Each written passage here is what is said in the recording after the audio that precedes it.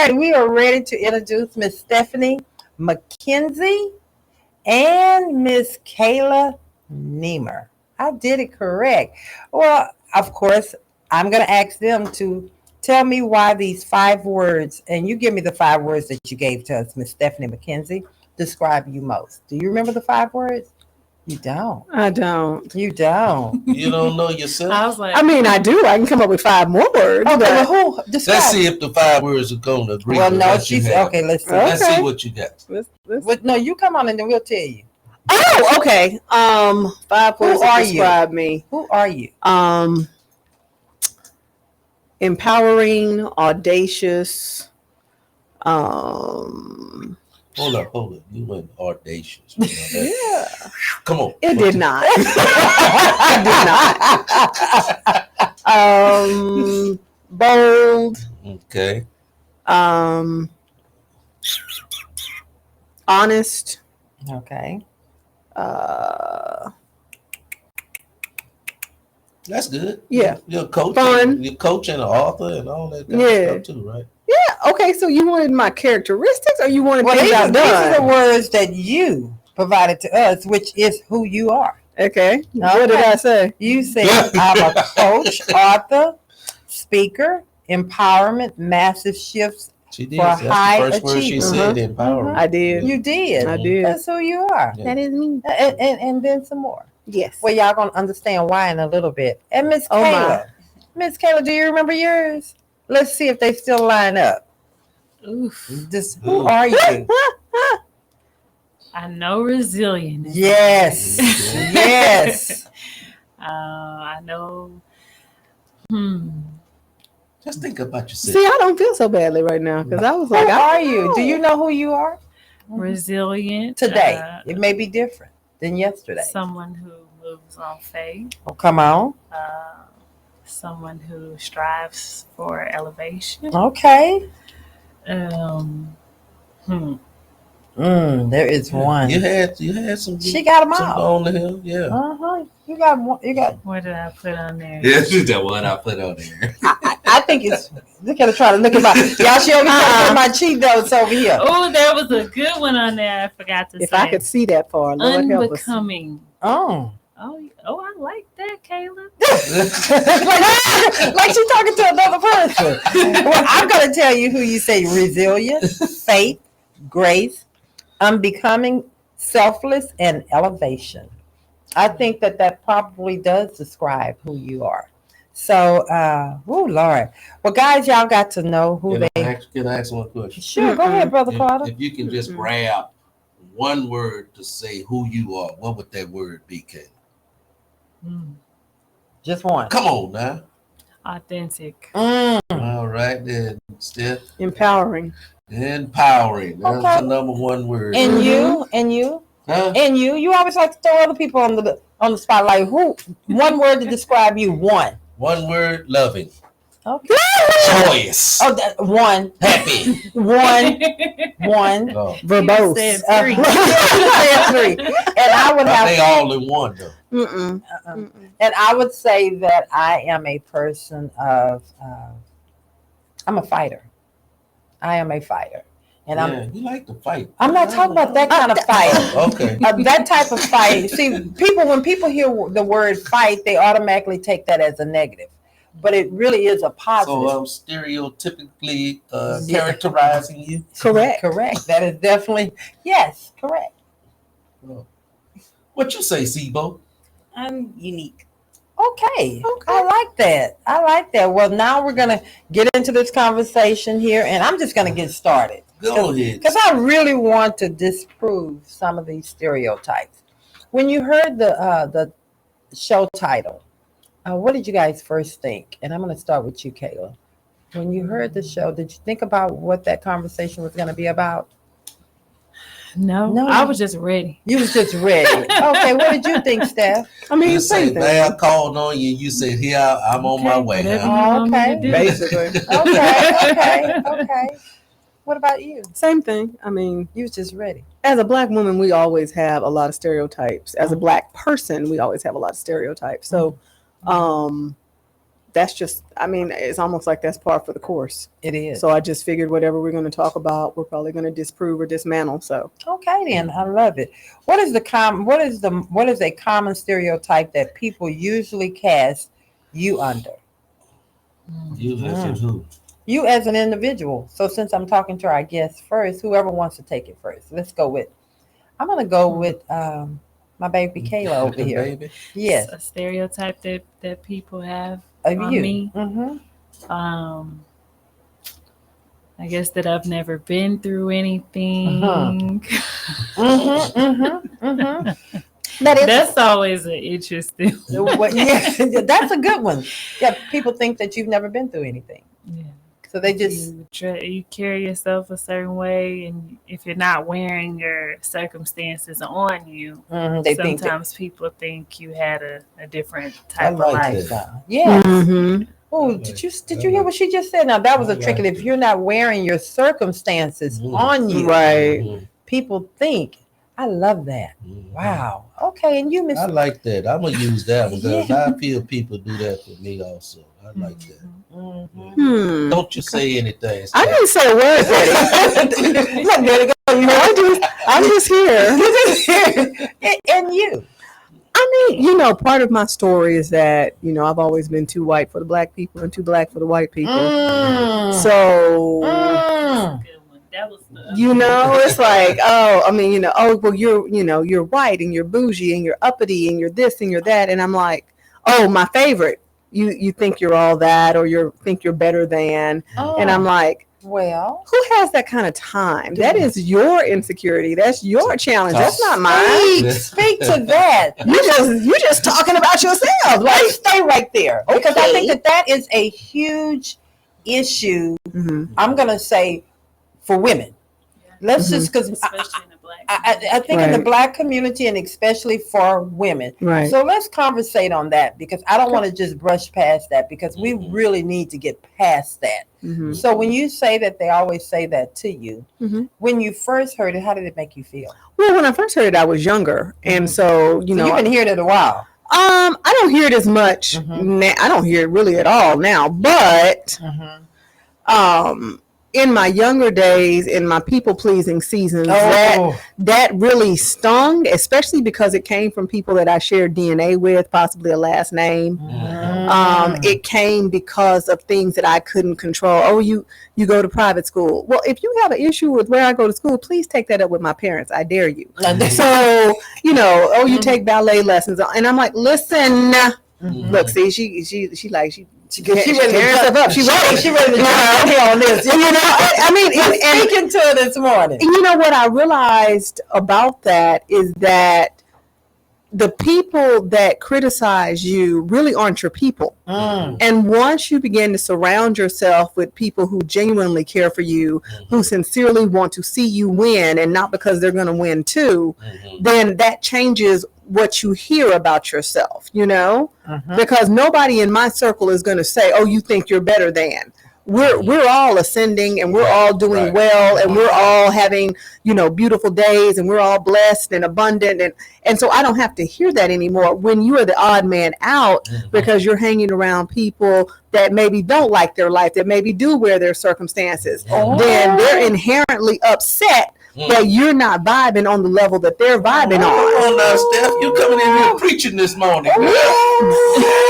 You have no idea. So then when they are upset because you're walking in your purpose, they are looking for reasons to chop you down. Exactly. To bring you to where they're at. So exactly. The words that they're spewing out is not about you, it's about them. Correct. Oh, Lord. And it's nothing that they didn't have access to. So when somebody says, oh, well, you think you better because you went to college. Do you know how many colleges there are in this country? Come on. Some of them won't even charge you. You can just go. Go. So if you're upset because I went to college or I got a degree, actually I went to college multiple times. You could be upset 3 times. Enjoy. But if you're upset about that, you had the same opportunities. There's nothing that I've done that you didn't have the opportunity to do as well. So why are you vilifying my victory? Vilifying. Often people now are really upset with you. You, the outward person, they are mostly upset with the inner person that's inside of you. And so, That's true. and that's what they wrestle against. That's They true. don't understand. They can see you as a physical being. That's true. They're not upset with that. They just upset with how you present yourself. What's inside of you, Right. and Which has nothing to do with them.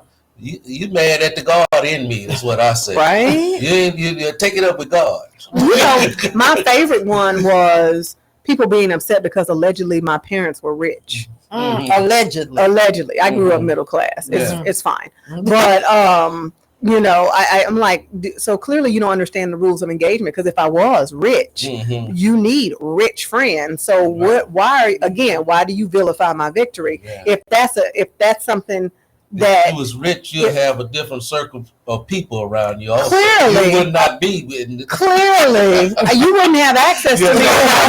I can't call Elon and Jeff. You know, the closest I get to Jeff is when the Amazon truck pulls up. So you know, I love that. people just worry about the wrong thing. Yeah, It's like, they do. I love that. Yeah. Kayla, what you got to say on that? Because I see you over there just like, let me get some of this.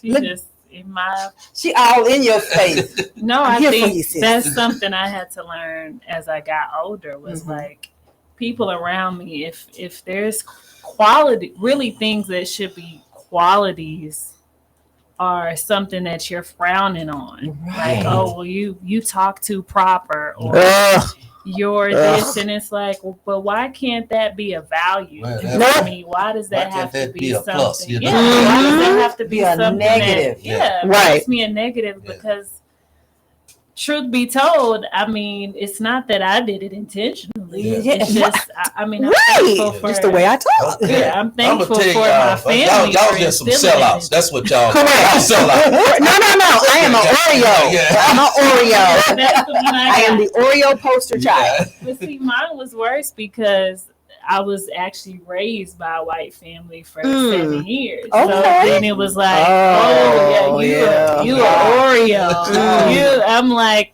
You should think you better I than. just came from the hood. I've only lived in the suburbs for 7 years. You're defending yourself. You're like, Exactly. but I'm from the hood. Yeah. Can I get hood credit? Like, no. And I think that's a big thing too, of getting past that point where you feel like you have to explain. Exactly. Mhm. You know, Exactly. why I can keep my black card is because As if you don't see. because it's not coming out. I think, but why is it one card? That's the problem that I feel like, and I said this to my mother the other day, and somebody's going to get upset and they're going to call, but I'm going to say it out loud and you'll just be okay with it. And oh, my bad. I'm sorry. So I get hot coffee in the Love and Victory show. you need to sip hot tea because I'm about to burn you. I don't understand why Black people are the only group of people that feel like you have to stay down to be down. The minute you go better, do more, get farther, all of a sudden you have lost your black card. I'm like, Wow. look, Wakanda wasn't built on struggle. Can you please repeat that? I really can't. That's so good because it's so true. Why? It saddens It me. really does. Why are Black people the only group that feel like you have to stay down to be down? The more you're into struggle, the blacker you are. Which is so untrue. It's Like, so untrue. It's so untrue. Wow. And it hurts my soul because your narrative of struggle is what's keeping you in the place that you're in. Oh my God. If it's not okay for you to ascend, for you to elevate, for you to unbecome, I'm going to take all of her words, then what are we doing here? Right. Let me ask a Wow. question. And you know, and I'm not even taking this from. I'm just sitting here analyzing and processing everything that's going on. Because right now, Yeah. because you're in the front of the room, you're not in the back. No. This is good. Yeah, this is good stuff. This is some good stuff. Let me ask you a question. When you finally recognize that you no longer have to explain yourself, you don't engage with the foolishness of the negative comments. You're not around those people anymore. Well, you still have those people creeping to your life and into your world. How do you handle that? Or when did you know, it don't affect me like it used to no more? You're just noise. You just noise. Do you respond to them? How do you handle that? Beyonce probably gave y'all some good words on there. Boy, bye. I want to hear. Yeah. How you doing? I mean, I think it depends on the relationship, right? I think there's a difference in how I approached it with my family, then friends, then associates. Because with family, I think I had to challenge them of like, well, is it something that's negative, or is it something that is a positive thing, something that we should be proud of? Because at the end of the day, if I'm not growing or evolving past the generation before me, what am I really doing? Yeah. Right. Just You know, being. I'm supposed to be better. Right. Right, You're right. supposed to be encouraged to yeah. be better. I'm supposed to right. be Right. better. I'm supposed to unlearn those toxic traits. I'm supposed to talk in a better way because of, my grandmother didn't go to college.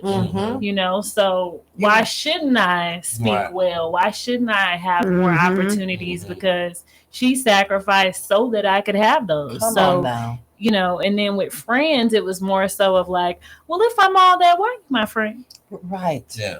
Why That part. even be my Yeah, friend? yeah. Because if I'm not your cup of tea, Yeah. that's Why you okay. even taking I up don't have to space be. in my I don't. area, I'm not for everybody. I'm that's not that's one thing I that always. part right there. I'm not for everybody. Yeah. So for me, it's like if I'm not for you, and if the characters, and there's some things, certain traits about you, you may be willing to work on and change. Sure. But when it comes to the essence of who you are, it's like, well, why are you Why are even you my here? friend? Why are If you that's here? not something that is considered great or something, admirable or something you can learn from, instead of even seeing that it's something you could actually gain from. Yes. And I think it goes back to what she said. A lot of times it's a reflection of where those people are. It makes them uncomfortable to see you walking in your purpose. It makes them uncomfortable to see you being bold and confident in who you are. It makes them uncomfortable to see that they could have been where you are, but they're not. Oh, because they're choosing to stay where they're at. Exactly. Because it's definitely a choice. It's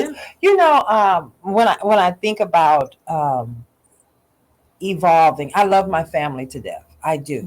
But even in families, just like in your personal friend relationships, and then people you come encounter with, when things become toxic, you have to step away from it. Because if you stay in it, it really will change.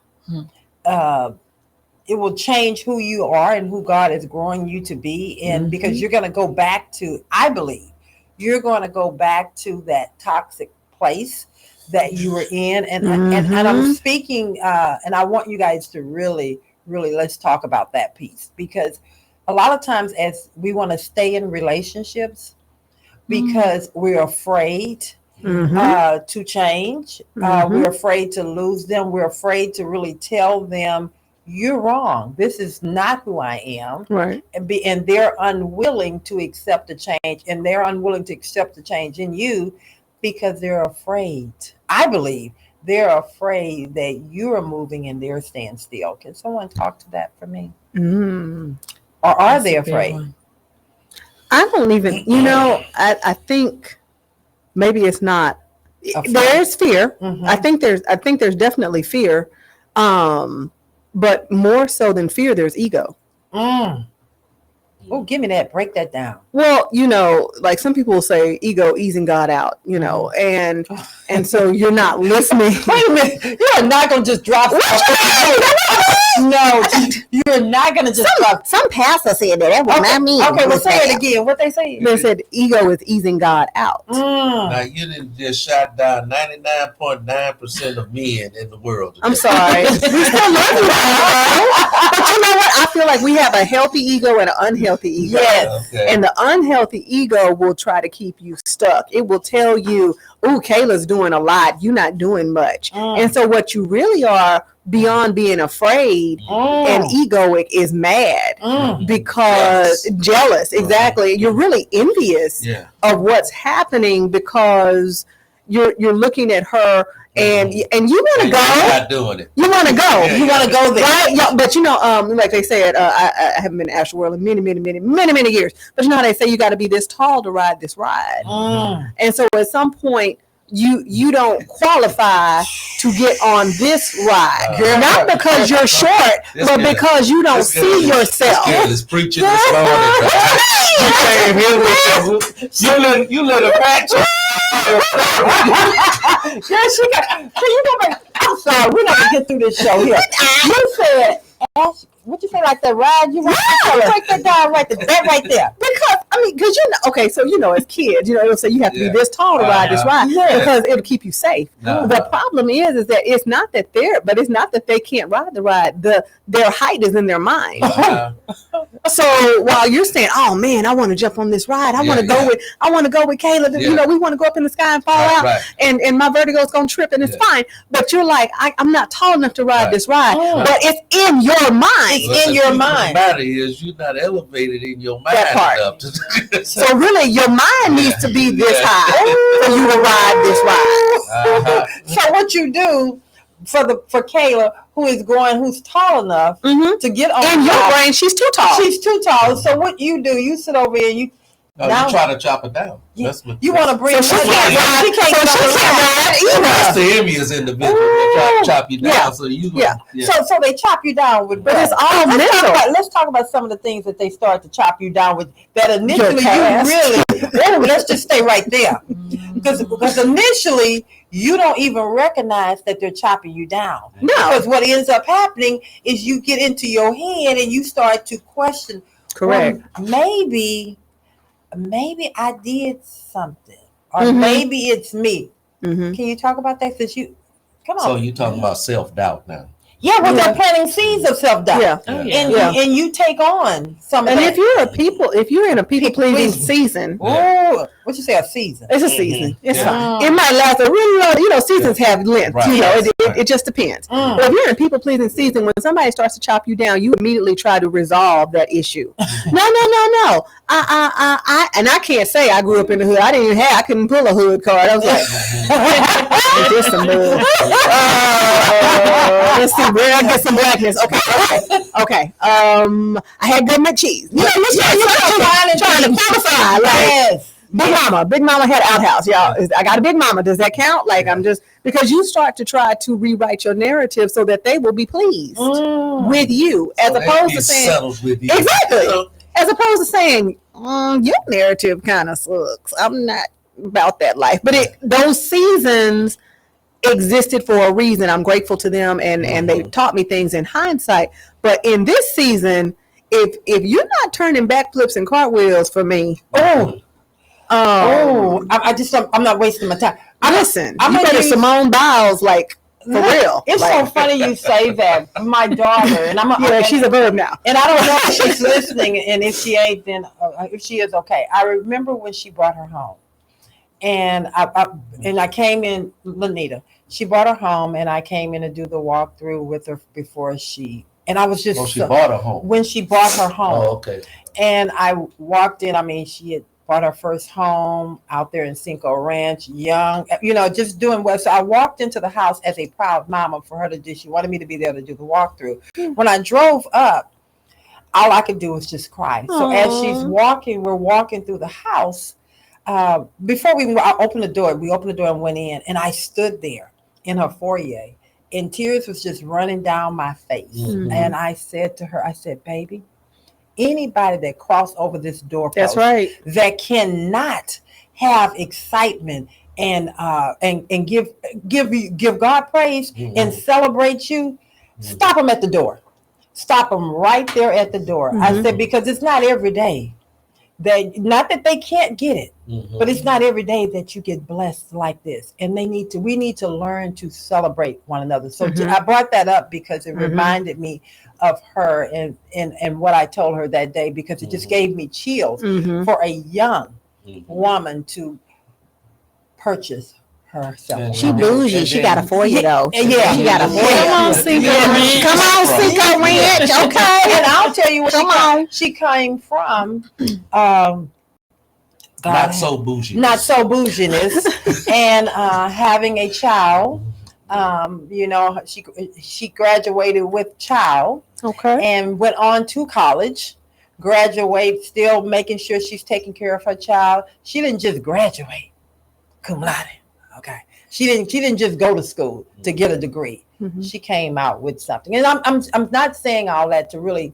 I don't want to put her on the spot. I really want to just talk about us celebrating people, and when God is doing things in your life, it's about celebrating. Correct. You're not sitting up here being envious. Right. So- And that doesn't mean you can't correct Right. me, Right. but you have to correct me in love. But you must Difference. correct.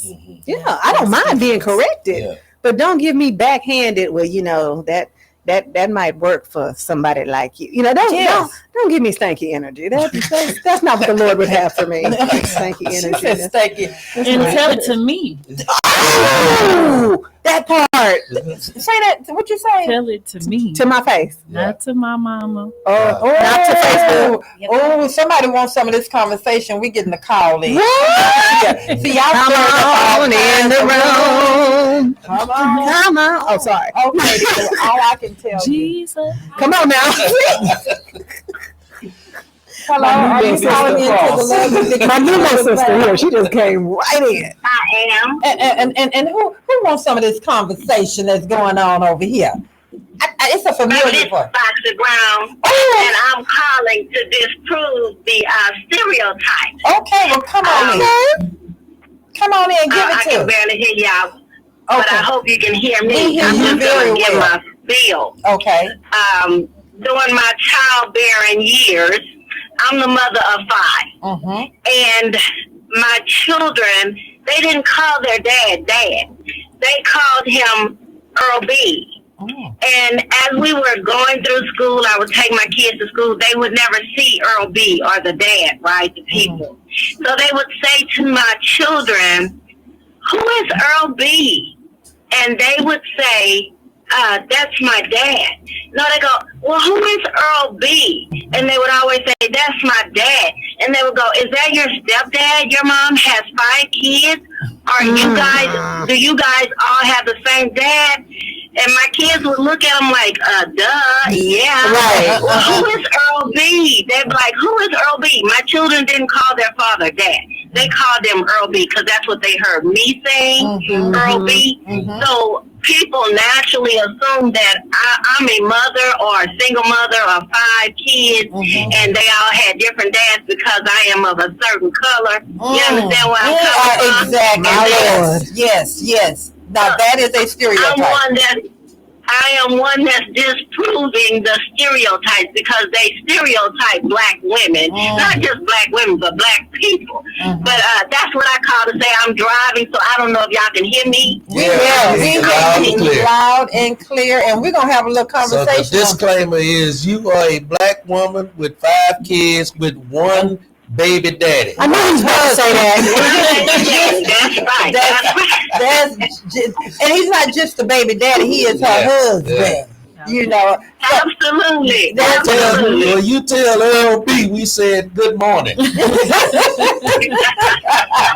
Jesus. thank you so much for disproving stereotypes. Thank you so much for calling in, Miss Foxy Brown. You're welcome. Bye-bye. All right. Now that is definitely That's a a thing. stereotype, you Yeah. know, because we assume when someone has multiple kids that there is a baby daddy versus a father. I stay out of people's uteruses. That has nothing to do with you. And it's not my business. It is not your business. Now, if you bring me your uterus, that's a whole different conversation. What are we gonna do with you? I'm just saying. Yes, but but again, it goes right back to people feeling like you have an opinion over somebody else's life. If you're not bringing something positive, why talk about it? It's not impacting you. Why? Okay, I'm gonna leave it Okay. alone. So now, how do you deal with the biological people that try to hold you down or pull you back? Should I say, keep you from striving? Mm. There are people in your life like that. The biological people. How do you deal with them? Kayla, go ahead. Jump in, girl. Jump in. Mm. Did she breathe though? Yeah. It takes a lot of prayer. Okay. Mhm. I think the biggest piece is knowing who you are because once you get out of that people pleasing, I gotta be this way for somebody to love me kind of thing, you start to slowly but surely get away from the need to keep those people in your life. And also, one thing I was talking to Miss Val about that my mentor told me a few months ago was we have to start to detach what love looks like. We always say, oh, but that person loves me. But I know they love me. They hurt me, but I know they love me. They abuse me, but I know they really love me. Right. That's not love. That's not love. Right. So I think many for people me, are in situations like that. Yeah. Yep. So for me, I think I had to detach that of like, at what point is it no longer love and it's no longer serving me?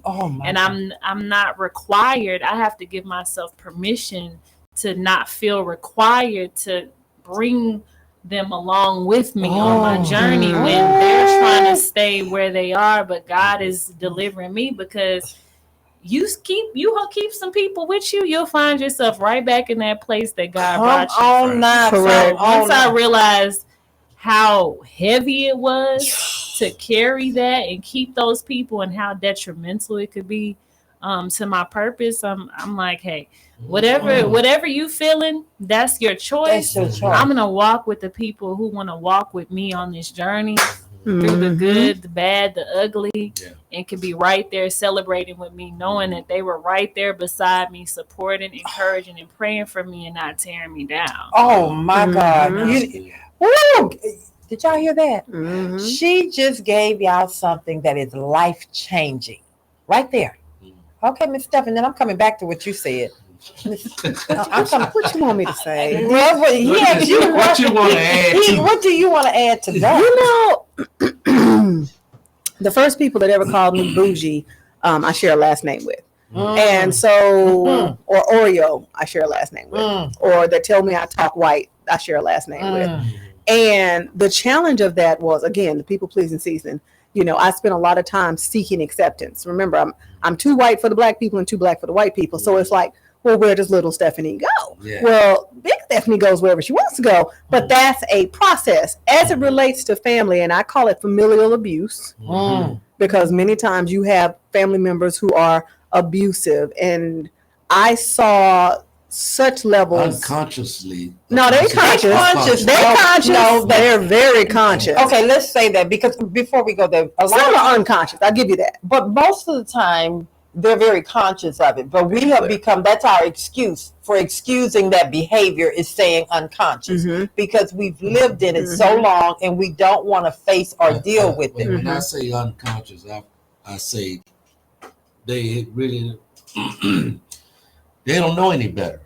Well, that's and sometimes they do. No, I'm saying that some do. Some do. Some are intentional about what they're doing. Right. But there are some that just don't know any better. Some of them are just giving what they got, which is, the vicious cycle.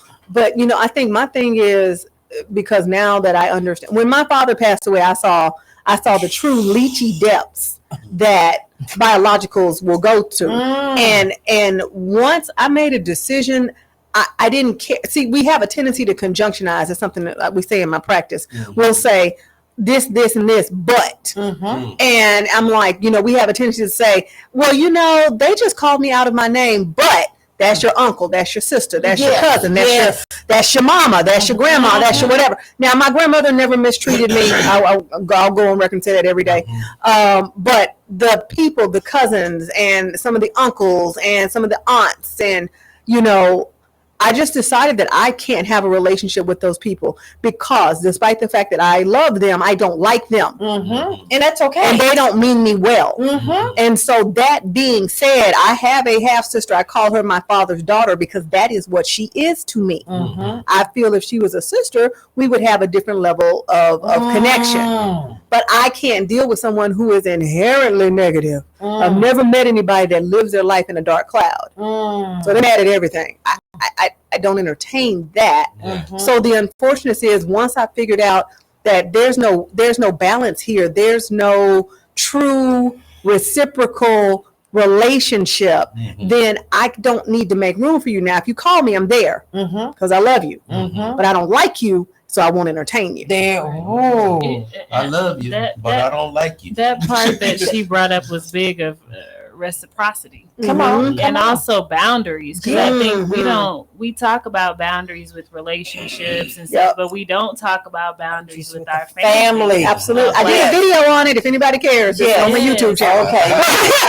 Sometimes, you can love people, Mm-hmm. but I can't be around you every day. Yes. I can't show up to Ever. every I single love thing. you, Right, but ever. Yeah. I love you, but I'm not going to allow you to take up space That part. in my life at a certain capacity. Right. You might have this much, Mhm. wiggle room, but I think that was something I had to learn as I got older too, was like Right. having those boundaries and not feeling bad about it. Yes. Because at the end of the day, it's protecting my peace. Because at the end of the day, when I fall apart, who gonna put me back together? Well, Mhm. again, When you're younger, excuse me, Go ahead, man, but when you're younger, you really don't have a choice. Right. Sometimes. Yeah. You don't have a choice. You just have to be around these people, and you have to be intentional about who you are in life. Yeah. I'm going to be better than what you projecting Right. me to be. Exactly. I'm going to do better. I'm going to be better, and you have to keep that psychological thought in your mind at all times, because if you do not, they will rip at it and keep you from prospering. Mm-hmm. Yeah. And sometimes it's not that they're negative; they're just okay with mediocrity. Mhm. okay, so that's exactly where I was going. Mhm. And it's not, again, it's not because they're negative. It's because why do you have to do all that? Mhm. Well, why not? That part. It's because psychologically they can't see themselves going that, Correct. going that People far. will only And so, agree with you to the point they're willing to go. Right. But I want to really talk about, and this is a stereotype. They feel people sometimes, and it's unfortunate that Here, it happens in better. some people's personal a family. Mhm. They feel like if you are striving to do more, that you have to be trying to impress someone, or you're doing too much, or you got to be Correct. tired, or you need Correct. to stop. But I'm one that believes when you are truly in your purpose, Mhm. you're not tired. It's No. not tearing you down. You get tired, And it's not about anybody It's else. not about anybody else, and they want to tell you or put you in a box to respond and react the way they would. Right. You understand? Right. And that part right there, and again, that's in my opinion, a stereotype. Yeah. Because in their mind, all they can see is what they see. Mm-hmm. And all they can really want for you. In their mind is, I can't do all of this, so I know you can't do So all how of can this. you do all of this? How Yeah. are you doing all of this? Because I'm tired just seeing you do all of this. But when God have you and you're walking in your Right. purpose, Correct. it's not tiresome. The tiresome comes from having to deal with that extra from folks that's trying to tell you where you should be and what you should. I mean, which I agree. Is that what that wears you out? Oh, The yeah. fight of trying to stay in it, and knowing that when you're moving, and this is not, I'm not. And I've always told you, Vala, Mhm. for years and years and years, this area belongs to you. Okay, this belongs to you. Kayla, don't have you got to have some kind of protective shield True. when it comes to yourself, and True. and you can't become what everyone else try to put into you. No, I got fiery darts come at me all the time, but I got a shield that say, "Oh no, I'm not." But the I'm other not side, accepting that. but the other side of that is you can say that, but you also become numb when you're doing that so much. You become numb to emotions. Period. Mhm. You have to get to a point that you're willing, because you can't just put a wall up and think that you're saying you're not really letting anything come in. If there is a wall, nothing can get in. No. Well, okay. I'm talking about negative energy. I know, but I got to walk. But you have to know you have the right to do that. Right. See, a lot of times you think you got to Right. take it in Right. and deal with it and endure Yeah. because it's your aunt, it's your this, it's your Yeah. da-da-da. But that's what I'm saying. But again, you can't have a wall up. Right. And when you put a wall up and you use that metaphor of the wall. Just imagine having something there. You can't even receive Correct. love. You can't even receive the positive. You can't even receive the energy that you need Right. to receive because there is a wall up. You put a wall up. So what you have to do, I believe, and what I had to do is you have to say, no. You don't deserve to be in here. And it seems cold to other people, but you literally have to recognize, call that crap out that's trying to affect you, deal with that and move on, because you cannot walk around with a wall up around you because you're going to become hard. What is a wall? I mean, Stephanie, I want you are the counselor here. Coach. Okay, Coach, come on. I mean, you give me a chance.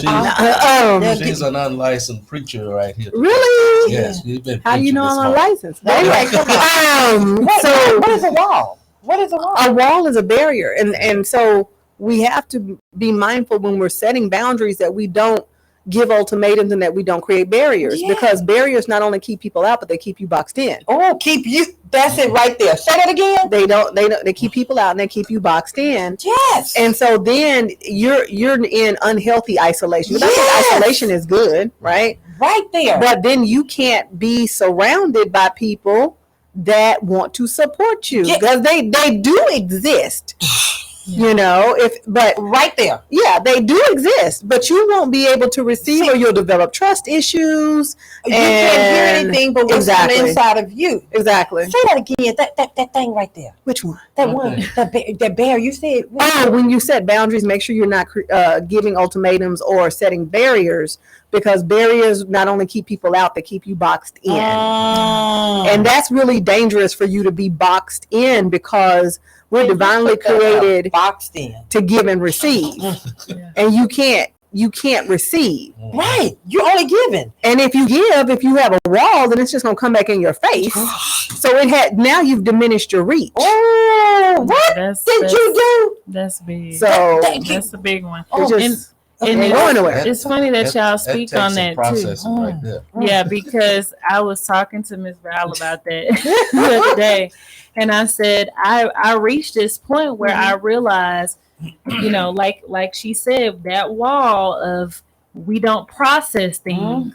We don't process them, and then we become numb. Yes. And then because of that numbness, we're not even able to fully receive or fully be present in the situations that are meant to serve us, or people that are trying to give something to us. And I had to acknowledge that within myself of like, okay, Kayla, are you, you say you got boundaries, but have your boundaries been so stern that you're not even allowing the good to come in, or when it does come, you don't know how to effectively embrace it, because you're like, you're so numb.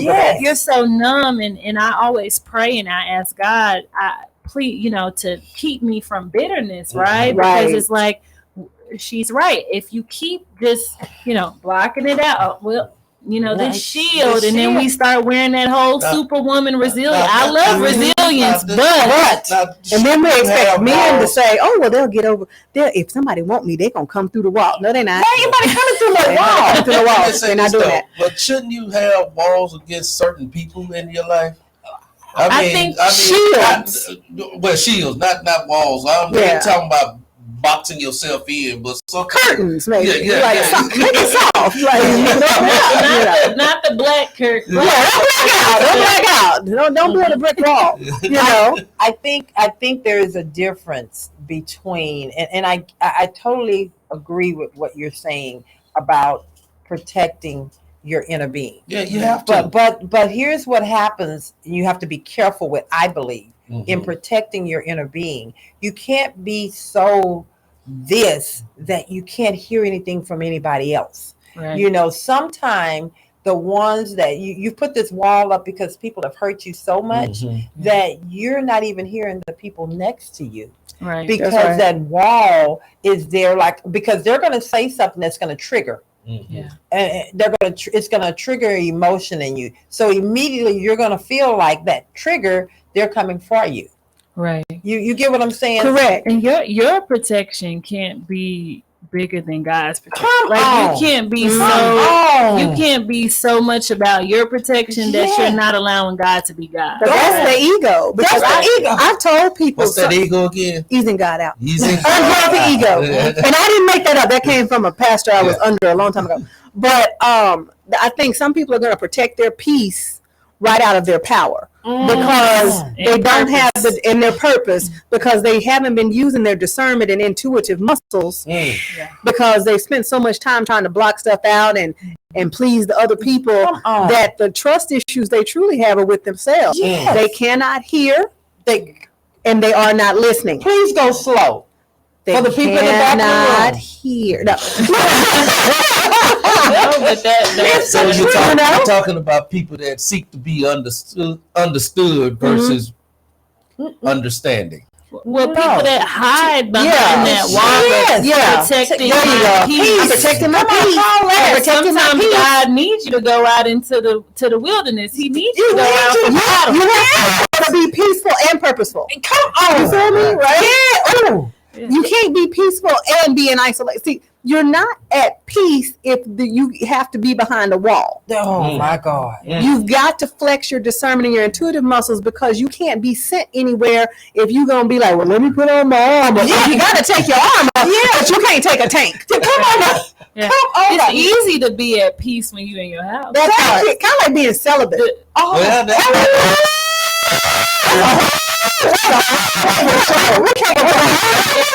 That's a stereotype. Come on, it's easy to do that when you're in your house, but how God tests you is when you're actually out of that part. The same thing in your going. You said too, celibacy too. Yep. How can you say you're at peace if you're not if you're afraid in circumstances to be able to exercise whether or not you're at peace? And then you're afraid, so you're blocked in. So sometimes you just have to look at people's angles that are coming at you. True. And when you know that a person, because we all have negative people in our lives. We do. And you know these individuals are negative. Show yourself. Yeah. And you know they're negative people. And so if I know you're a negative individual, do I have to absorb your negativity?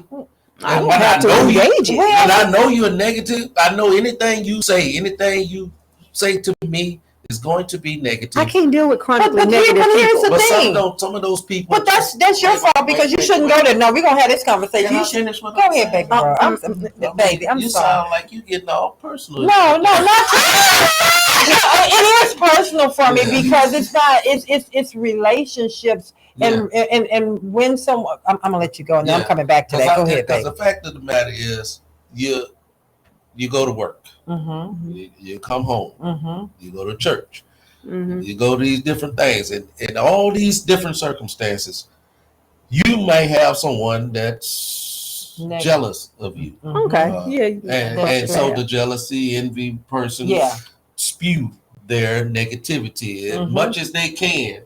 Because they want to do what? Tear you down. They want to break you down. They want you to be what they are in life. Right. The misery love company, what people say all the time. Now the funny part is that most of them aren't miserable. They just don't want you to be better than they are. Right. They just envious. But I think the part that, and not trying to cut you off, and it is personal for me because I was in such a dark place. I had to fight my way out of that. Yeah. And so when I say that is that it's so easy for us to say, well, you have to protect yourself. You have to protect yourself. You got to put this wall up. You got to protect that. I know doing that, I became so hard and even more bitter. So when you hear protect yourself, what did that mean to you? Protect means when you're putting block it out. Block it out. What you mean? You blocking your heart? You blocking your body? Eventually you will. If you're not mature, if you're not spiritually mature, you won't. But even some that are spiritual. Even some people that are spiritually mature, I don't care what you do. If I close this door and I lock that door, someone's trying to get in on this side. They may be getting in to either save our life or to give us a blessing, but that door is closed. They can't get in.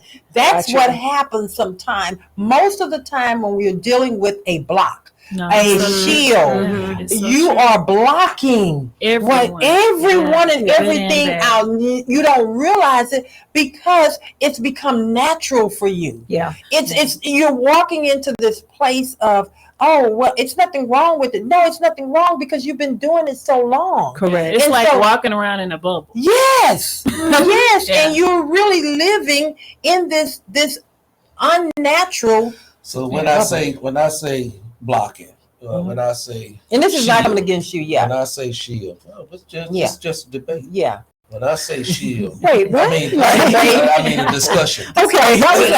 This is candid conversation here. When Okay, what happened? Okay, but the conversation's still going. Don't worry about it. Keep going. okay, so when I say that, I look at myself Mm-hmm. and I say mentally, Uh-oh. I'm protecting myself mentally Mm-hmm. because this is the computer of your body and Mhm. your mind. Mm-hmm. And if you don't protect your mind, and what I'm saying is you get yourself all rattled and Mm-hmm. you know, and you letting other people infiltrate your entire being Mm-hmm. Right. when you allow them to infiltrate your mind. Right. So that's what I'm talking about when I say guarding your heart and your mind. Mm-hmm. But I think Go it ahead. has to be a balance of, Yes. Yeah. because, you know, and I tell people this all the time of like, we all have journeys, Mhm. and in those journeys is going to be negative people, negative moments, and we have to learn how to navigate those parts of our journey. Teach us things Mhm. about Right, ourselves, right. about different things. So Mhm. sometimes when we stay in that place of, well, I got to protect my mind, sometimes we don't allow ourselves to experience the test that God truly wants us to go through. He Mhm. wanted you to have that negative boss Mhm. because he needed to exercise a muscle within Right, you to right, learn right. how to deal with Yeah. those type of Mhm. people, right? But if you're just like, oh, this boss is negative, I'm Yeah. quitting this job, Yeah. then you Then missed the lesson. Well, you allowed him to do some things to you mentally. Right, but sometimes you miss the lesson because we're not meant to, Because it may we're not be meant for you to just- leave. We're not every just meant time. to always experience positive situations. That's right. That's right. There's lessons. We're meant to approach strife. But we won't discern that. We would be like, well, Pastor said something I didn't like today. I'm out. And it's like, man, listen, I sat under a pastor for a year that I had true disdain for, but God had not released me. So I just had to sit there. Oh, okay. What are you doing, girl? Don't worry about Okay. Yeah, I mean, because God hadn't released me, and I think sometimes we're not open to divine prompting when we're so busy protecting our peace, because, like you said, we don't have balance. Yeah. You know, it's like, well, you know what? I'm just shut down. No, nobody can get to me. Yeah. You know, or nobody somebody can do say it. one negative thing to you and you willing to just cut them off, and instead of actually working at that because maybe God needed you to learn something Correct. from that negative Correct. situation That's what I said. or that negative person. You gonna protect sometimes- yourself right out of those it. negative things are strengthen you in the process. Correct. Yeah. Right. Correct, because it all has divine Yeah. purpose. Yeah. Everything that we Yeah, everything. encounter. Right. Yeah. And I think that's why the biggest piece is finding the balance between protecting your peace, but also allowing God to be God. That's right. And navigate the situation and protect you, because you can never think your protection is bigger than his. Right. That's right. Right. That's your ego. That's If you're ego. not sitting there, You're easing God out, like you said. and I did not make that up. Somebody else made that up. It's not mine. Yeah, but But I think that's the challenge, is that we're listening. We want to take the path of least resistance. And so we'll listen to all of these memes, and the memes say, let it go. And the memes say, protect your peace. And the memes say, you don't need to, and you're like, yeah. I'm like, listen, okay, meme wisdom, use the memes. Don't let the memes use you, because you'll be looking at that stuff and you'll be cutting people. I just cut them off, and my hand is strong. And I'm like, okay, you're going to protect your peace right out of your next season. Yeah. You said you wanted us to discuss this stereotype of superwoman, or what did you say? Because it was really a good. Yeah, Not that your the superwoman, superwoman stereotype. Yeah. Want to throw Karen White on us, huh? Come on now, come Is she on. old enough to even remember that song? No. Well, I know that's. Oh, you know.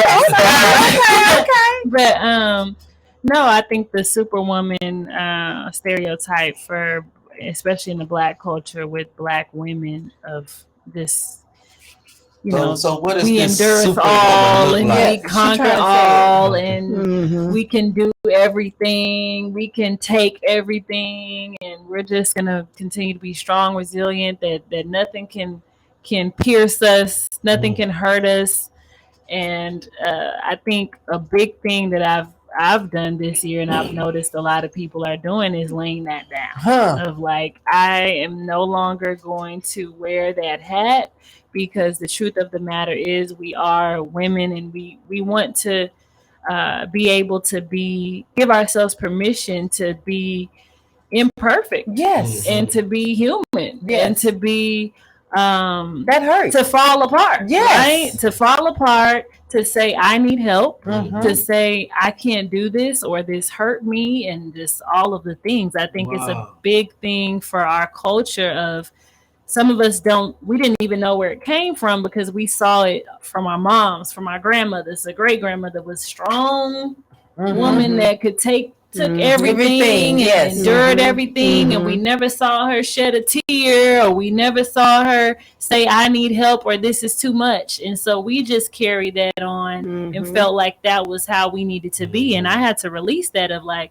no, I'm gonna fall apart. Yes. You know, I'm gonna fall apart, and I'm gonna give myself grace to not be able to conquer right. everything, and Wow. not do everything, and not be this superhuman. Yes. Because Right. Wow. Black women are not superhuman. We are, well, in a sense we we are, are. but Yes. I think, But with limits. we have limits, and so I think that's You a have big to realize stereotype. that you are human first. And I- You and I- are black, and black I- woman. I think a lot of times, and I'm really piggybacking on what you're saying, I think a lot of times we put ourselves there. Yeah. And so we have Correct. been doing so much for everybody, Mhm. then we are exhausted. Y'all the backbone Well, of the black family. but that's the But problem. that part too. That's the part Yeah. right there. Mhm. Because what has happened is giving people permission, men and women and others, permission to fall back, because you've been doing so much. So you've Correct. created this dysfunction. Correct. You know, It's a you cycle. Yeah, It's a ripple it's a effect. ripple effect. And so when you Mhm. finally open your eyes and you say, I can't do it anymore, then it looks different to them. Yeah. You know, would you agree? Would Yeah. y'all agree? It Yeah. looks different to others, because now you're saying, no, I'm not tolerating that Yeah, anymore. what No, happened? What happened to you? What's wrong with you now? yeah, Mhm. you change. You're Yeah. different. What do you mean you ain't gonna fix my food no more? What's going on with this? You Oh, man, we're gonna fix your food now. Come on now. But no, I think, No, you know You know from better what than you- that. right? But from what you said, like, we're in this generation where they're like, there's no place for the men, right? Yes. Well, that has been a ripple effect of that, of like, well, when you put all the, Responsibility. Yep. I mean, and we just continue to To walk take- in that, yes. there has to be a balance. We can't be superwoman. With us being superwoman, there is no place, There's right? no Because place. we trying to be mom, we trying to be dad, we trying to be Right. everything. So you have to let us lay some of that down. Ooh. And you got to be willing to pick it up. Girl, whoa, Nah. wait a Gotta minute. be Wait, willing and ready to pick it up. What'd you say? Did you? Wait. Repeat that. We got to be able to lay it down, but you also got to be willing to pick it up. Who has to pick it up? The man. Okay, then. Because he wants to be that man. Yeah, because I mean, Well, brothers, are y'all listening? but that's the truth. You want to be that man. You want to be respected as that man. Because that's the big thing right now of like women, we're doing too much, and we doing this and we doing that, and there's no place. But that, unfortunately, for some of us, that just came from generation. Like me, I was raised by a single mom. My grandmother was a single mom. Mhm. I saw strong Black women stepping up. Mhm. My grandparents, they owned a business together, so I saw them 50-50. I saw my grandma take out the trash. I saw my grandpa take out the trash. So when seeing women step up and do everything, that kind of made me, I could be honest and say I didn't really know exactly where I should put a man, or what areas a man You would just need to knew you show had up to for go me. do it. I just knew I had to go do it. And so Wow. that's what I'm saying. So we Wow. create the dysfunction. Correct. They walk in the dysfunction. It's comfortable for them in that dysfunction. Correct. And then when you finally are exhausted with the dysfunction, and you change, they're like, what's going on with you? Yeah. Mm-hmm. And like you say, we are really laying that down. Yeah. We have to. Yeah, you have to. We're laying it down. What I was. Ooh, anybody out there? So- Somebody said, "Amen." Lights. Oh, that's Miss Foxy Brown. We do Hey, have Miss some Foxy. We have some comments. Come on and give it to us. Well, she gonna read a few. You have another show that we have to do for the men stepping up. Something. Yes, yes. But we're gonna read you some have of to these. do that show to the end of time. Yeah.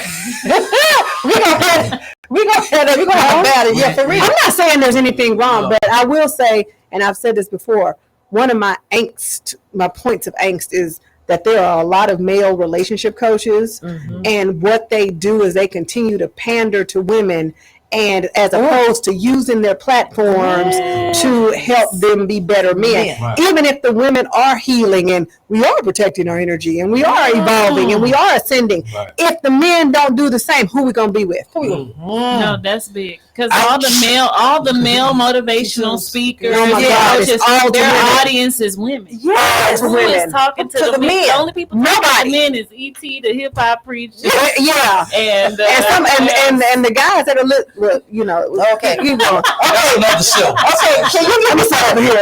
Okay, we're coming back to this. So can you give some of those comments that's coming in? Excuse me. Lenita Bennett says everything doesn't require a response. She also said that True. no response is a response. It is. It's a loud response. It is. Truth of the matter, that hurts. I'm tired. I need help. And then Foxy Brown said, "Amen, lights." Let me tell you, and all I can tell y'all is that for me, and this is personal for me, I had to get to a place that I had to gain my voice back and start to say, I can't do it all. And this is not against my husband. This is really had to do with how I was raised. Right. I watched my mother do everything for everybody to her own peace and happiness. Yes. And but I seen her doing it, and I just love the fact, oh, she's such a giver. Oh, she's doing it. And I like that everybody would give her that praise. I seen her. I thought she was happy doing it. But really, when I talked to my mom one day, she said, I didn't start living until I started living for me. Do you understand? I didn't start living till I started living for me. And see, that wasn't a selfish statement. No. What she said to me that was powerful. You got to start making yourself happy. You got to start pouring into yourself. Well, it is selfish, and it's good. Selfishness is good. I'm an advocate for selfishness. That's it's not self-centered. It's not self-centered. That's Yes. another And thing we need have to learn work that. on. Yeah. It's okay to be selfish. You have to be, or you will be dead. Because I think we wear that too of like, well, I don't want to tell that person no, or I don't want to be selfish. But I mean, you only have one life, one body, one soul, one spirit. If you're not good, who's gonna get you? Who's gonna get you? And the truth of the matter is, if you're really honest about it, a lot of the things, I think one of the worst compliments somebody can give you is say you're a giver, because what they're saying is that all you do is pour out. Or you're selfless. Yeah, you're selfless. Like, no, that's horrible. We need to teach balance. Right. You know, there's a balance of giving and receiving. I'm not seeing you. Come She on, redid come on the I'm in. sorry. Come on. When we moved the camera, we moved you out of it. So now you're back in. Okay. Thank you. So I think that's a huge problem with an understanding of what selfishness actually is. For me, selfishness means I am putting myself first. I am making myself a priority. And the truth of the matter is that the giver side often is engaged in assignments that don't belong to them. And that is the problem, because I think at some point there becomes an addiction to the giving. And if I'm not giving, then who am I? And I've got to be a giver. And let me find a way to give. And I'm giving. It's toxicity. Because we forget, like I said earlier, we try to be God. That part. And sometimes you got to let them people go down. And that's the problem. You won't let them go down because that is their journey. You're like, no, I can save them. I can rescue them. And I'm like, did the Lord come to you and tell you to do that? That's not your assignment. Let them go down. Yeah, because they needed to learn how to get up. That might be We try to lay the blanket down for everybody to break the fall. You don't let Lazarus go. He's got to go. No, y'all preaching. Let Lazarus die. Let it die. Because there is glory that comes out of that, right? At Okay. some point, you just can't continue to take other people's mess upon yourself. Sure, and you can't continue to control the narrative. Right.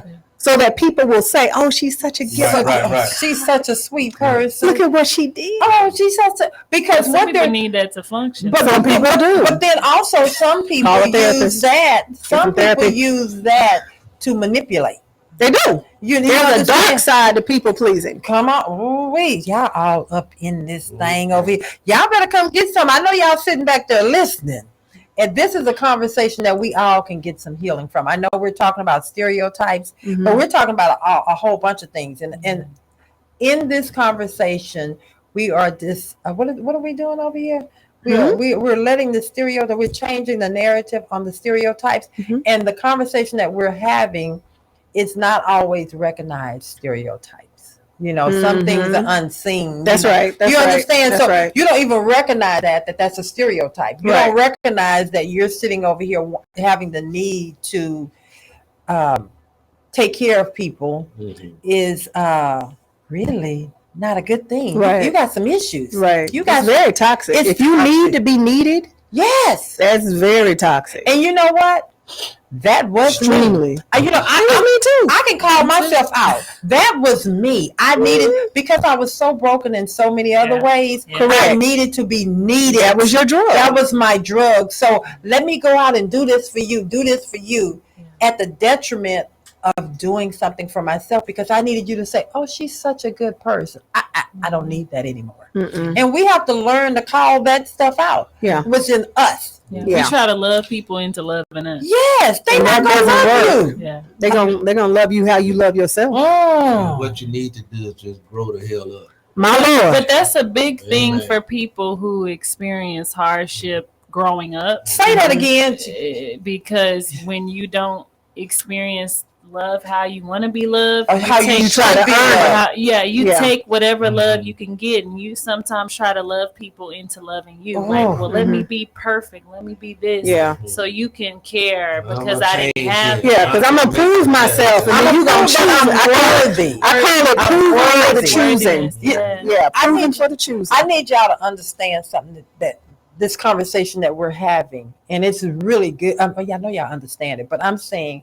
You're saying that the way we grow up. Yeah, if you didn't experience of course. And the dysfunction, even if you experience love at home, some of the love because we came into a very dysfunctional world. Correct. Sometime into a dysfunctional family. Correct. And those dysfunctions are not known to be dysfunction because it's just the way it's always been. Correct. And so you think that that's the way you're supposed to operate in that dysfunction. So you don't see anything wrong with it. Then you bring it into your adulthood, correct, into your relationship, correct, and then you expect that same dysfunction to play over. And you just want to be loved because you just conformed until the way that you know. You conformed into the way you operate. You conformed into this world, the way things work, and you have never tried to renew your mind. But see, try to change that narrative. Everybody know what's right and what's wrong. But I think but that changes based on the season. It does, and I think that when we use and I know, and this is not, and I don't want anybody to think this is to go against my husband.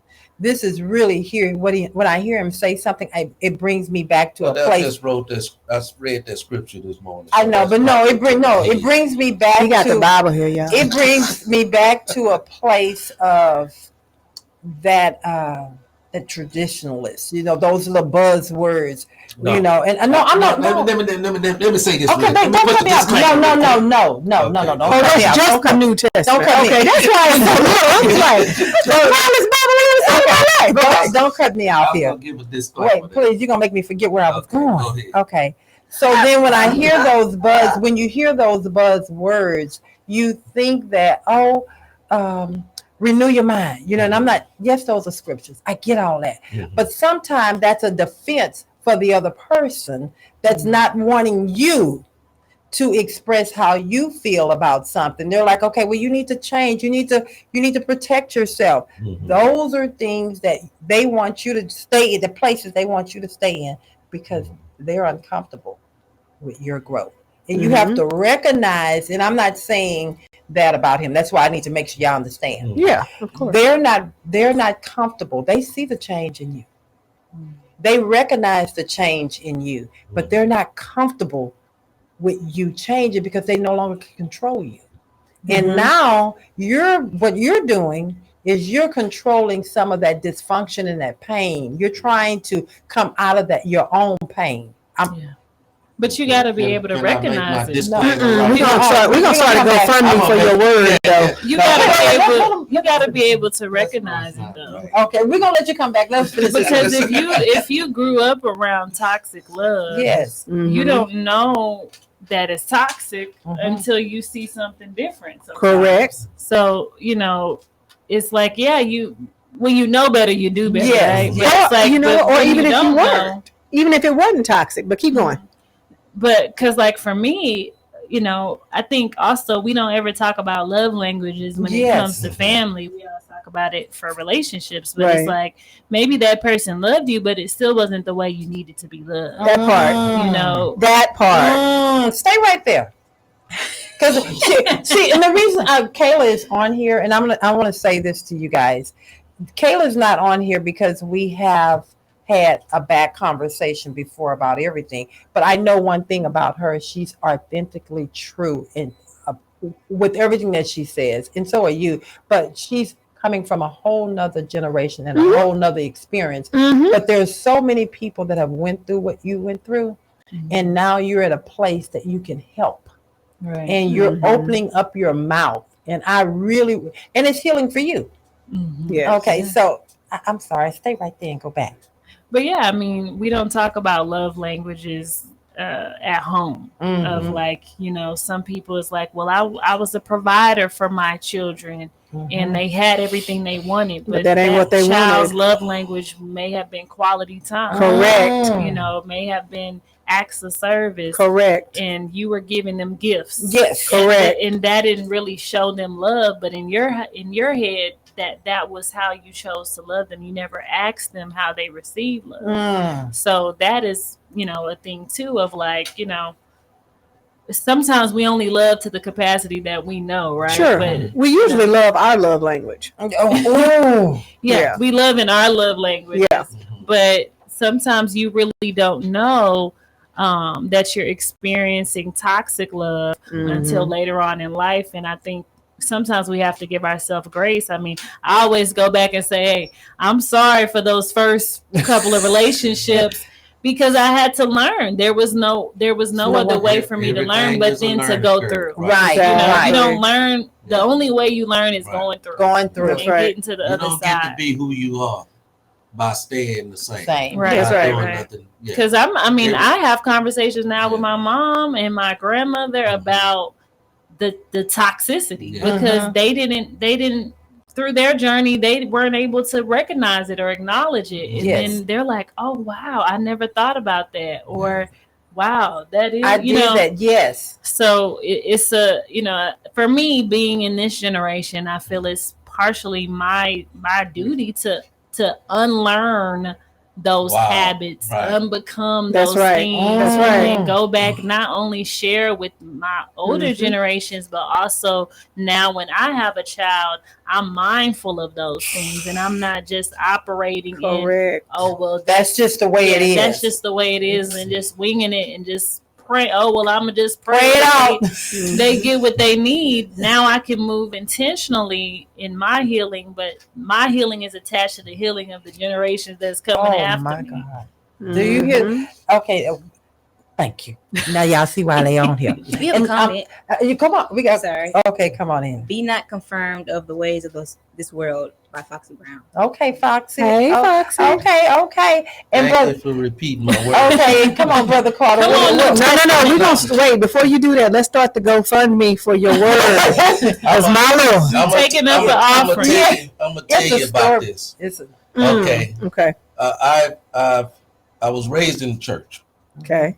but I've not always had the word in my Understood. heart Understood. until I was a crackhead many years back in the 80s. And when I got off crack cocaine, this Bible is what helped me to cut off crack cocaine. So when I spew, I don't know if that's the word. Are you gonna spill me?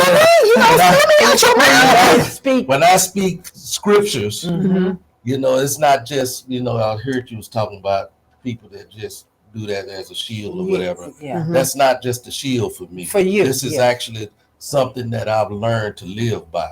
Yeah. And so when I use scriptures, it's not to hurt, harm, or damage anyone. It's not to protect myself. Right. It's just what I know. I've learned to lean and depend on these scriptures, and that's why I have them imprinted not only in my mind but in my heart. So come on, and matters. so when I speak it, I'm speaking truth from what I experienced throughout life, and it's not just to just hush somebody up or you need to do this. Because I know a lot of people do use scripture just to like to say they saying something. No, I personally use scripture because it built me as an individual, and this is what's inside of me. Yes, but I think when I say be not conformed into this world, but be ye transformed by the renewing of your mind.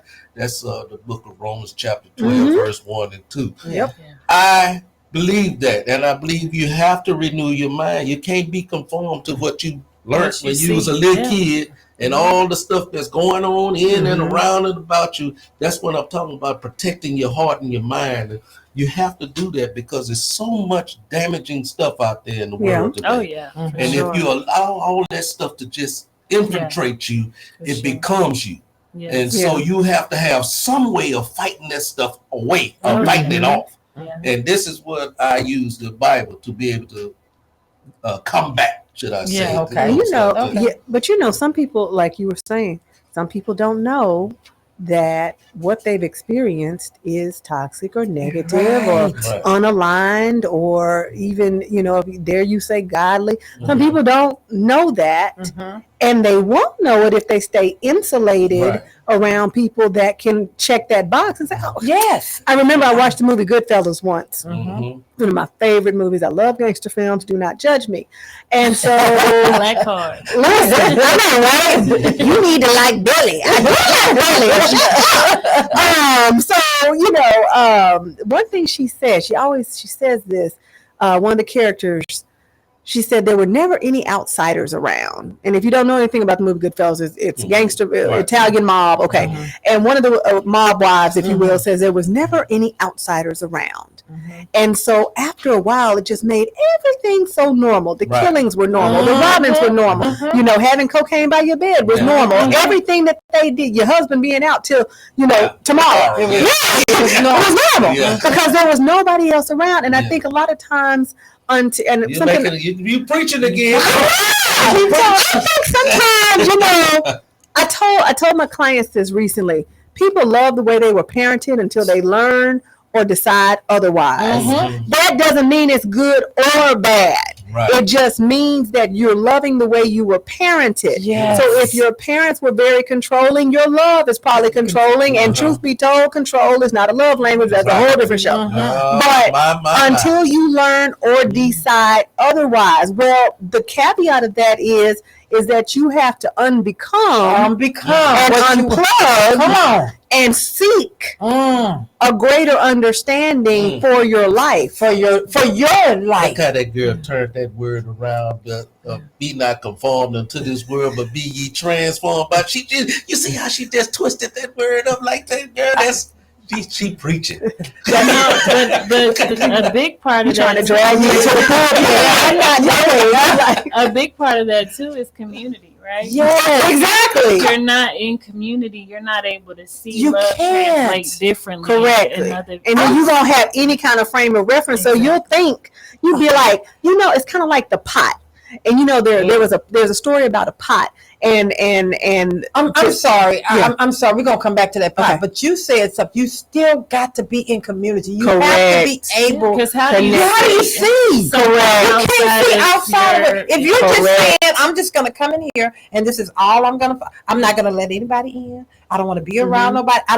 You don't even realize you have removed yourself from people because this has become normal for you. Right. And so if you never are engaging with anyone else, you're never talking to anyone, you don't have a community. Correct. The community is in your head. The same old stuff replaying in your head. I'm sorry, I just had to go there when you said that. No, a community that can show you something different. I think Exactly. for me, one thing that always encouraged me was God. I'm close to a lot of my friends' parents, and the way that they loved on me showed me a different type of love, right? Or seeing how they operated in their household showed me, oh, this is different. Everybody's not, like this or like that, and then seeing the differences in how people love and the good, the bad, whatever. Exactly. But if I wasn't able to be exposed to that, Right. then I wouldn't know, and I would probably just be in this box Locked thinking, in, And if you weren't open, or God, or I would be like, God, why did you bring me? not into open? Yes. Yeah, because honestly, I used to feel like, well, God, why did you bring someone with my type of heart into this type of world? Oh my God.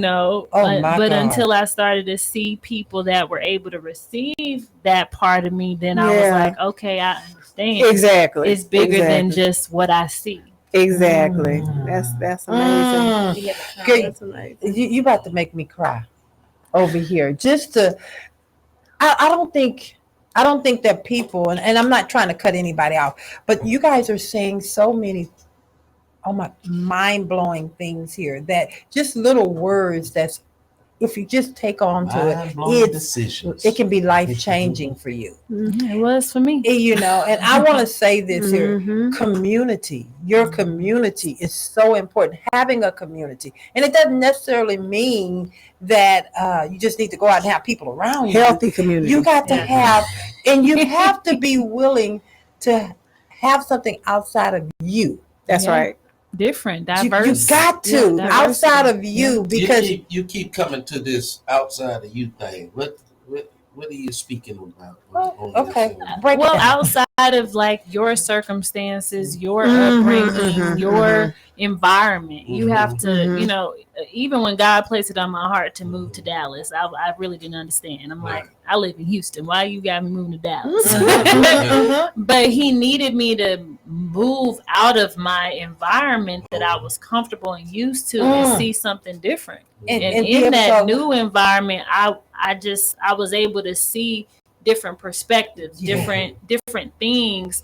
And we don't do that enough sometimes. And it's not only always a physical thing, right? It's a spiritual thing, mental thing of, I got to get out of my head. I got to get out of my thoughts, the way I think perspectives, my insights, and I got to listen to other people that didn't grow up in my neighborhood, people that didn't grow up like I grew up. I have to listen and understand and see, even when we talk about, it's so interesting, when we go through all this political stuff.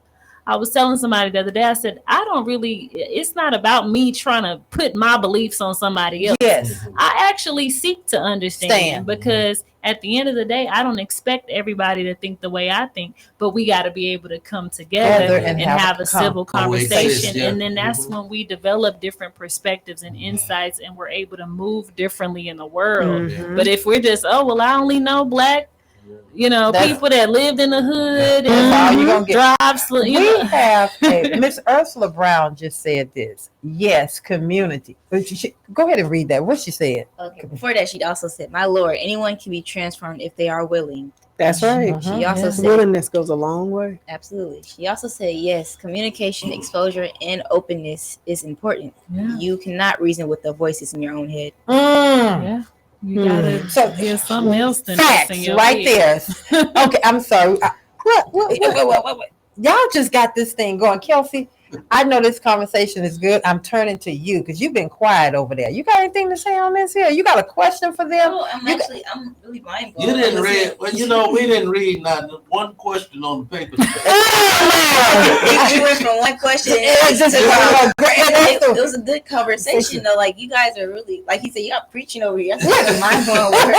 I'm just sitting back. We just letting the Lord use us, right? Let him use you. Let him use you. I mean, you took the time to put all these questions together. No. It's fine. I'm You just kind of flow. They're similar to the questions you guys are asking anyway. Yes. Okay. Yeah. You can just check them off. Throw one out there. I mean, right? But what I was going to say, Val, is that a lot of people, they function with this pot. Yes. And I was watching some people, they were talking about how, 1, 2, 3 generations, they said, oh, when you make the fish, you got to cut it. And so, okay. And so make the fish, we cut it. Make the fish, we cut it. Some people use a turkey. Fine. One day, somebody finally said, why do we cut this fish? Why do we cut it? Why? They were expecting some deep, meaningful answer. The Right. answer was because when Mama made the fish, it didn't fit in the pot. Yeah. So we all been cutting up fish. Thinking And we got bigger pies. You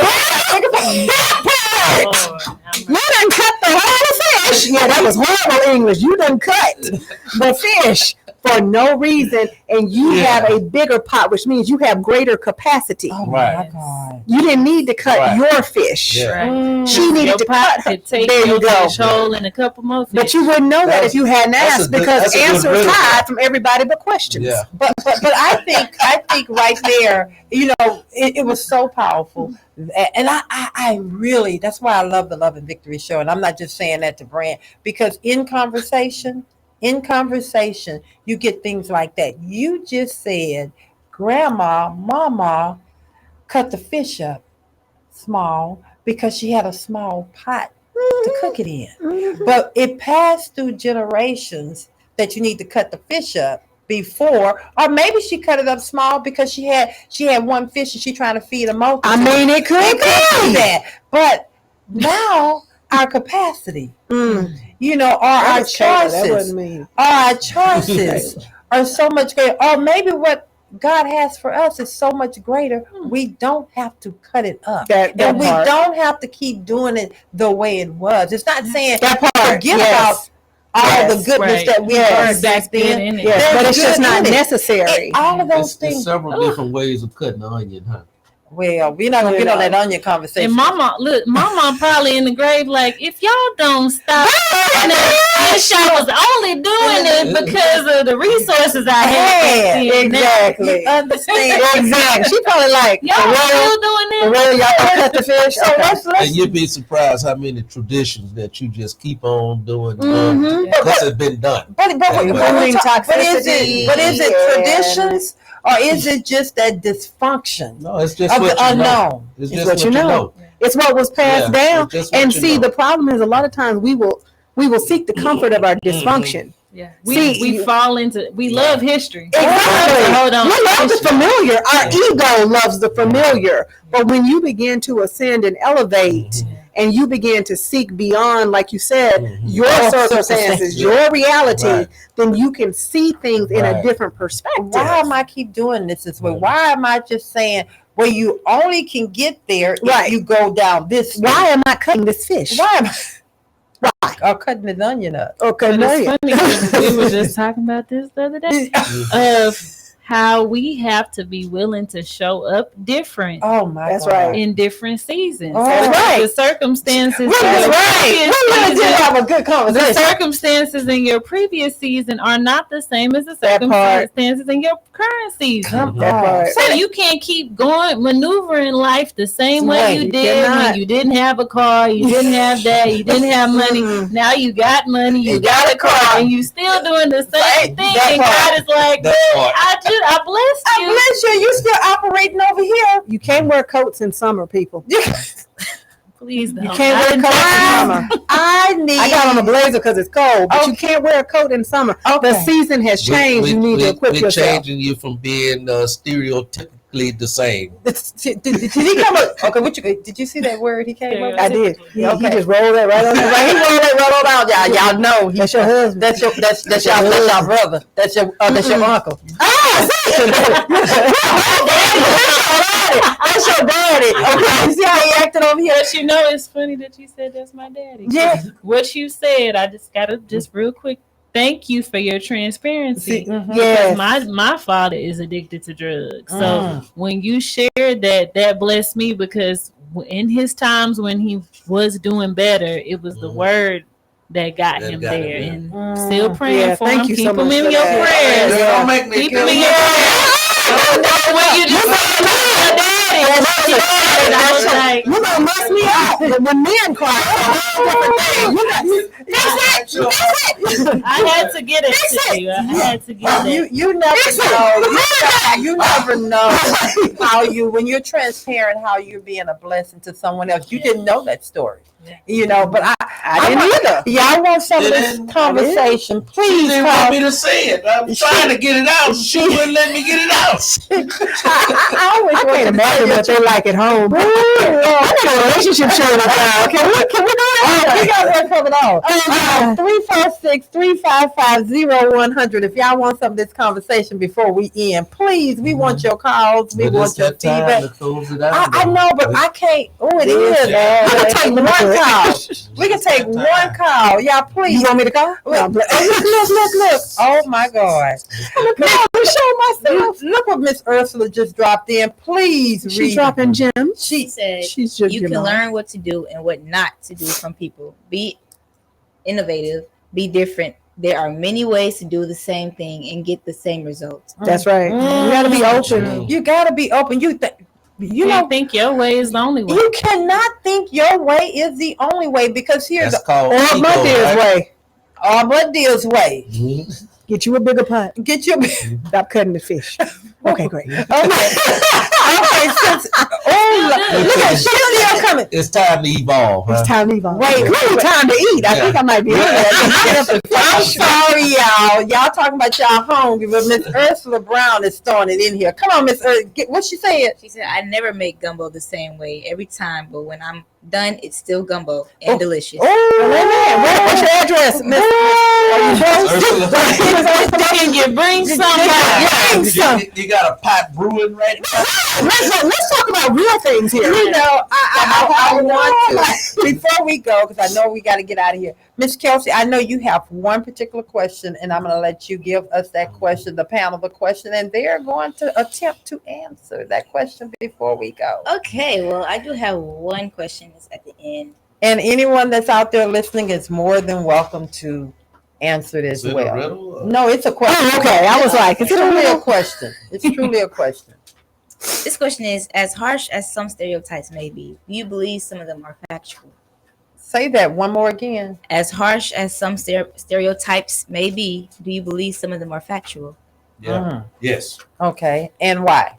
Some of them are. Yeah. Some I of them think Yeah. so, yeah. They can be. Yeah. Some of them are, but I think But it doesn't apply to all. It's not Right, universal. right, Like there are some angry black women. Yeah. We're not all angry. Right. exactly. There are some lazy, Well, I can get angry. lazy black men, but not all. Oh, Right. correct. There are some lazy Mexican men. Yeah. There are some angry white men. women. Yeah. Women, Right. You know, not all. exactly.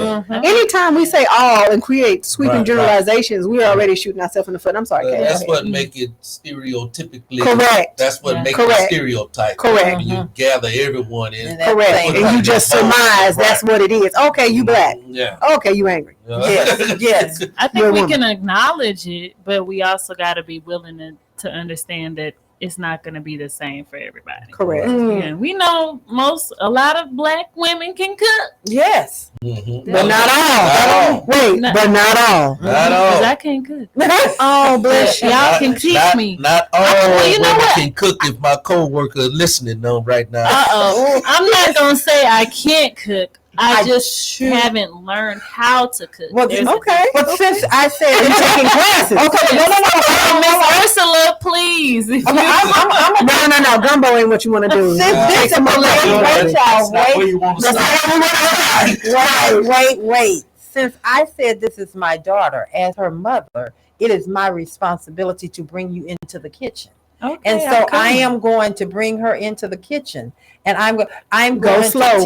I am no, Okay. no, I'm not going to go slow. I'm going to put her in the kitchen. Oh Lord. And so I'm going to have her back strong. on the show, and she's going to cook. She's going to tell y'all how that meal comes. No, y'all gonna bring the food. You're gonna bring the food to the we show. can do that. Okay. Well, she don't be like Set that it up. friend Oh, he's you so had messy. and brought talking about, I make the best spaghetti. Oh Lord Jesus. Now, y'all got to hear Call this. him We got to out. go. That girl didn't even boil the water before she Father Jesus. Lord have mercy. My Lord. The noodles was all like this. I mean, No. Well, stop talking. he just Cut him off. muscle. Cut his mic off. Answer your question.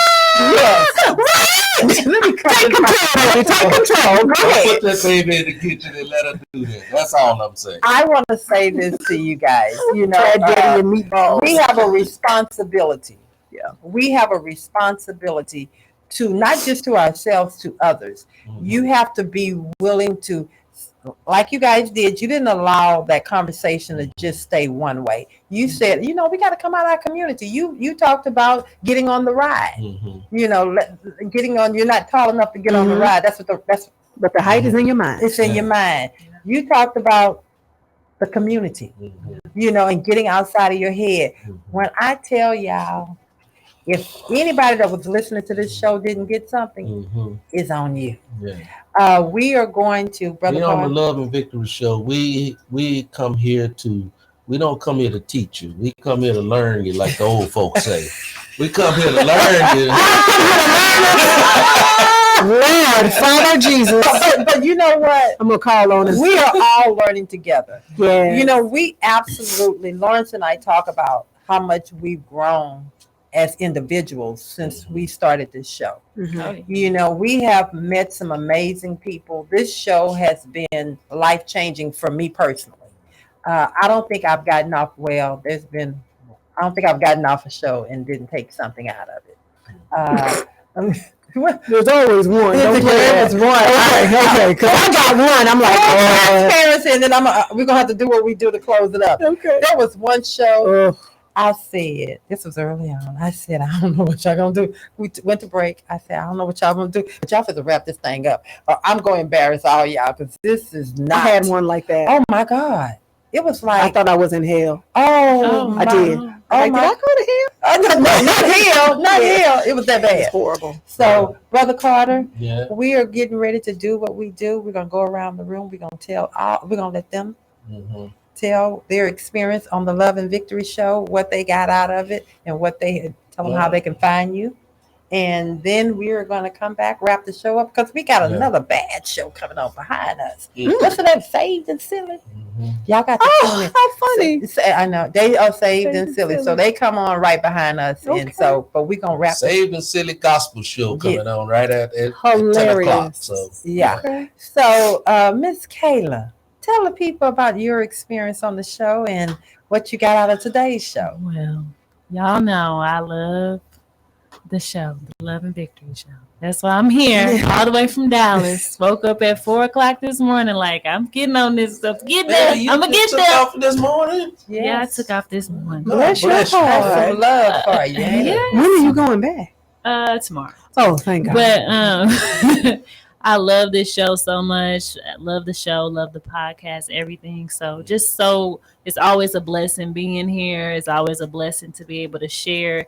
It's always a safe space to share, to learn, kind of all of the above. It feels like church on Saturday, you know?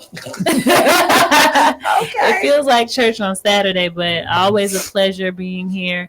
I'm Kayla Niemer. You can find me on Instagram at @prettyBlack, AYEE Pretty Black. I'm a poet. That's my poet name. Or you can find me on Facebook, Kayla Prentice Niemer. And yeah. Okay, and before we go, and I'm so glad you put that in. She's a poet. She really is. I'm getting ready to give. I'm going to ask her to give us just a little something Go find before we go. Give us a little something. Come on, baby. You cannot and put then that go out. find me later. You Go find can't you. go and just drop that. But because it's there and it's in you, it's on the top of your head. Give it to him. Oh my goodness. Come on now. I don't have anything Yes, little. That's okay. I'm just saying, do what you gonna do. Okay. No. This is called Envy Me. No. It's coming through. You can't beat. Come on. Can't do no Please beat don't envy me. Your eyes haven't seen what I've seen. You haven't been where I've been all the time I spent on my knees, praying to God, begging and pleading for him to have mercy on me. The days I spent so hungry, gas tank on E. No hanging out with the crew, no drinks on me. Oh, say, can't you see past what your eyes perceive? My past you wouldn't believe. These words are not just conceived. I ask God, please heal my pain. So many relationships strained, and though my heart may be strong, my body is drained. I trust it's not all in vain, just like the Clark sisters sang. Nothing on this train to lose, but everything to gain. They prescribed me pills so I wouldn't feel, but they made my reality seem so unreal. So I was forced to take every hit, yeah, I was forced to feel, forced to examine what was fraud versus what was real. Felt like a game of Call of Duty as I took every kill. God was removing my outer being like a banana peel. He broke all the facades so I could deal. So now I spit for a cause, not for applause, but for you to heal. I know everybody. Let me tell you. That's go find yourself. Pretty Black. Hey, pretty black. That is like what church you belong to in the D? I don't okay, go to a physical church, but I watch Potter's House. okay. Potter's House. Well, I am going. If You speak as one that's in a church. So look, let me tell you this, girl. The church is in her. The church is in her, right. and y'all got to go find Pretty Black. Pretty Black. Go, and she is truly. I need you to get close. I need you to stand up out that chair, so they and come over so they can see you. I know I'm running over, but she is a testimony. I want you to just come on over. Come on over. I come on over, and I need you to look at the camera. This is Pretty Black, and she said early on, I feel like Vanna White. She is just that. And she said that people. You talked about earlier, and I don't want to leave this because you are a true testament. Because you're not walking around, they can't see your scars. You don't wear your circumstances. But if you just take the time, this young lady right here, Pretty Black, she got something for you. I heard it, and I'm gonna leave that right there. Everybody in the comments going crazy for you. And they are going crazy. When I tell you they're going crazy for you. All right, and then on to my sister, Miss Stephanie. Yes. What you want to leave the people with? Come on, I know you. Come on, come on, give it to her. No, I think I always enjoy being here, despite the fact that it requires me to get up very early on a Saturday morning. Probably still got a couple hours. It's fine. I was up at 6, so you're kind of halfway here. But I always appreciate the opportunity to share. A couple of things that I'm working on. Of course, I have my YouTube channel, which you can go to at stephonoyoutube.com. And because I feel that, I talk a lot about people pleasing, and that has evolved into really talking about personal branding, because I'm surrounded by people that have power to empower others, and I want to help them do that. So I'll be launching a challenge on the 8th, and that's called the Power to Empower Challenge. So thank you for having me, and hopefully I've empowered someone today. Oh my God, you have empowered. I want to join that challenge. And I am joining that challenge with you. Okay. Hey people, did y'all hear that? Now you're gonna launch it when? It's launched on the 8th, but you can sign up now. If you go to my Instagram, it's the link in my bio. You can find me at Stephanie D. McKenzie everywhere. Don't forget the D. D is for divine. I'm kidding. It's for Denise. Okay, that's Denise. Denise. Okay, and Miss Kelsey, what did you get out the show today? I got a lot. I'm really appalled. Like I'm might be sitting here quietly and just like I'm not paying attention, but I actually am. Like I'm just wow. Thank you guys. Thank you both for spitting some knowledge into me today that I didn't even know about, honestly. Oh wow. Pleasure. And Brother Carter. Well, let's stop being the stereotype thing. This is a good show today. Thank the ladies for being on the panel, for being on the show today. I do want to make a public announcement at this point that the first of every Saturday usually is the men's. Well, we're not going to have a live show next week due to my wife's, the Queen's birthday. Yay! 29. All right. And the Queen will not be on the air for her birthday. No, she will not. Next week. So she'll be celebrating. Where's she going to be at? No, Beta. that's your business. Oh, okay. I thought it was a surprise. She's not gonna be tuning in from the Bahamas. And victory. Don't call her. There will be a show aired next week. It won't be one of our previous recorded shows. So, yes. So please Tune in. tune in to the show. You can tune in, I guess, on Love. Raise the Praise 100 radio station if you want to hear and that's going to be on a man's perspective on next week. So tune in to the show. We love and to what's see happening the the second? Something else is happening on the second. We will not be live on the second Saturday, which is the 13th, because we will be having a show. I mean, not a show, event. And you guys have seen the commercial that's going on where we are servicing people with disabilities. So it's going to be a full fun day. We're taking a stride for people that are in need. We're going to do a walk. After that walk, we are going to have fun, celebrate out there in the park. So we are electing to really we're saying this is about service and helping people. That's exactly what we're doing. So we're going to put down the mic and go have fun. And this is going to be through our nonprofit organization, L&D Enterprise Resources, Inc. And if you would love to go donate, all you have to do, and if you want to come, go to the website, register. You have to register so we can make sure we got enough food. It's free. Bring them children. And bring them children. We're going to have a game bus up there. We got hot dogs, hamburgers, DJ. We're going to have a photo booth, the one that spin you around. We got a lot of stuff going on out there. And if you want to dunk Brother Carter in the water, I'll be sitting over there for you to dunk me in the water. We're going to have a dunking booth. And guess what time will it be? The dunking starts at 10 o'clock. Okay. So make sure y'all are there. Thank you guys. I want to say that I absolutely love you guys. I love this show. I got something out of it. I know that it was a blessing to others. And the most important thing, have a conversation.